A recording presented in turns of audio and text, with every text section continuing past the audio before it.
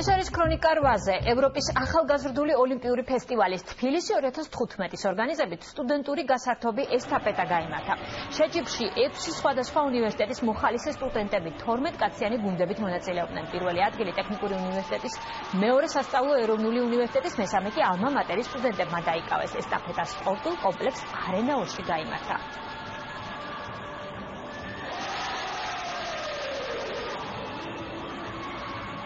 თბილისი 2015-ის საორგანიზაციო კომიტეტმა გადაწყვიტა, რომ აი ამ სახით მიულოცოს ჩვენს მოხალისე სტუდენტებს.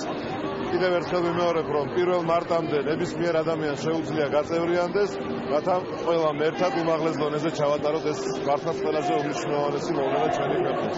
ასეთი ღონისძიებები ჩვენთვის სტუდენტებს ძალიან მნიშვნელოვანი არის. მოგეცერებათ ეს არის 17 ნოემბერი სტუდენტების საერთაშორისო დღე და მე როგორც მოხალისე ვიღებ მონაწილეობას ესეთი ღონისძიებებში.